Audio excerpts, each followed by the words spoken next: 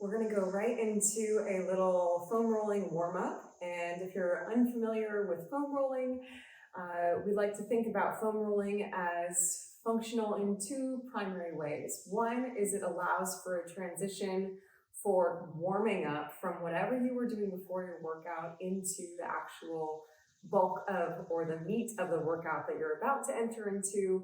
Also, we have receptors that are living inside of our tendons, connecting our muscle to our bone.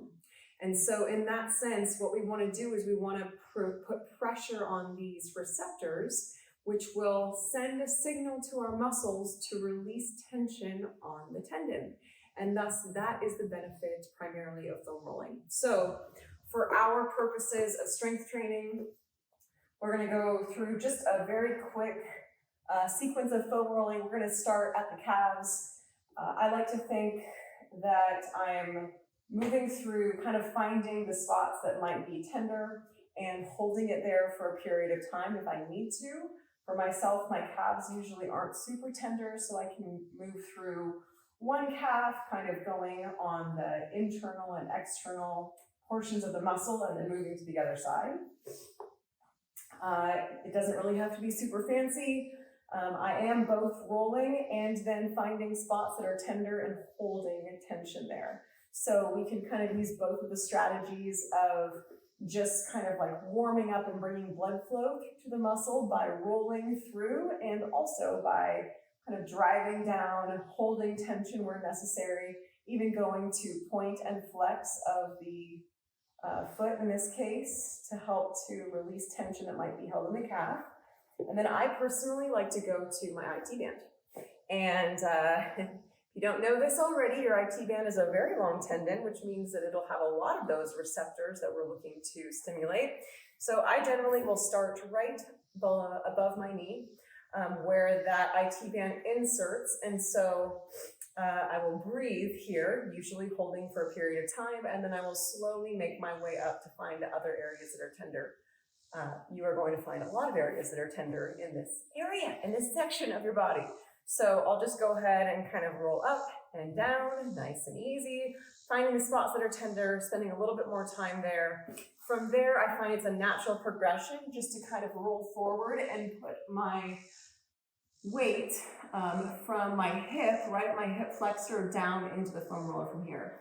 I have a foam roller that has little peaks and valleys on it, so I can get into my hip flexors a little bit more. If you have a foam roller that is smooth, you might not have the same sort of stimulus on the hip flexor here, but with mine I do. So if you do happen to have a foam roller that has these little more jagged edges, not sharp, but you know, little peaks and valleys that can point up, you might get a little bit more benefit from kind of rolling through your hip flexor. So I'll go from one side to the other, and then naturally I will end up on the other IT band. So again, I'll start low, right above that knee, breathing. If you are thinking in this moment, who in their right mind would do this? That is a normal thing to think about, because this is generally not very comfortable. However, it does get better. Whether it gets better because your muscles get more mobile or it gets better because you start getting used to the pain is up for debate. It might be a little bit of both. But again, kind of going through, seeing where you might have tight spots and spending a little bit more time there, holding the tension in that spot, breathing, remembering to breathe. And when you are finished with that, then we can go right into piriformis, or going into the glute. So in this sense, you can just sit right on the foam roller, cross one knee over the one heel over the opposite knee, and then what you're going to do is you're going to just shift your weight to the side here and roll up and down in this section. So from this position, for some people, you actually need to get like a little cross ball to get into the piriformis, to get into that area right in the glute, but this can at least start to build, bring blood flow into that glute area, opening up the hip a little bit, and then you can move to the other side as well. I find it's a little bit more effective for my glute medius to kind of roll a little bit higher and towards the side of the glute area, but everyone's body's different, so you get to figure out what feels best for you.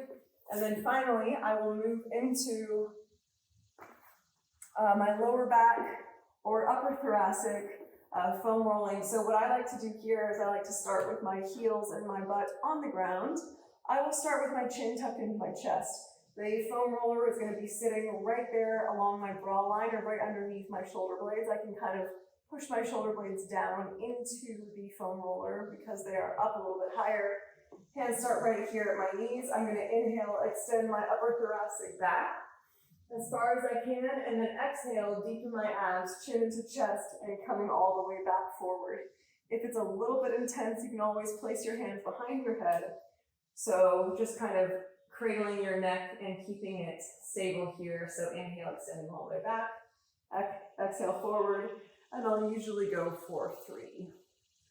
And then I might find one more spot a little bit higher up or a little bit lower, really depending on where I feel like I might need a little bit more attention. But so same thing. What you don't want to do here is you don't want to go too low below your rib cage because that'll be a little bit uncomfortable and put undue pressure on the floating ribs at the bottom. So from there, I will lift my butt up, hands across my chest, and kind of roll from one side to the other along the spinal or the erector spinae, so the muscles that are lying right there along your spine. And for me, I don't go too low again here. It feels like I don't have enough meat there to kind of protect my spine, to put the pressure of the foam roller right down towards the lower back. But that is essentially the next phase for that guy. And then I'll go right to my side. So going from foam rolling on the back, I'll go right to my side body. Palm faces up towards the sky. I will have that foam roller right underneath my armpit. So it's like right where that lat starts to get a little meaty. And then I will from here shift my weight forward and back a little bit. And it should be pretty noticeable. This should not be like a super comfortable feeling because we're looking for that spot right where the lat is starting to insert into the arm. Breathing. And then I will just go ahead and switch sides. So same thing here, might help to give you a back view in terms of the position of where that foam roller is, right below my shoulder, right underneath my armpit. Breathing. I'll kind of go back and forward a few times. And that is essentially it. So just a really simple way to move through that foam rolling sequence. Again, it should take you maybe 5 minutes. This video is probably closer to 8, but that's only because I was talking a little bit more than I would otherwise. So hopefully this is helpful. And it should be a great way just to get that initial blood flow and awareness into the muscle tissue before you start your strength training session.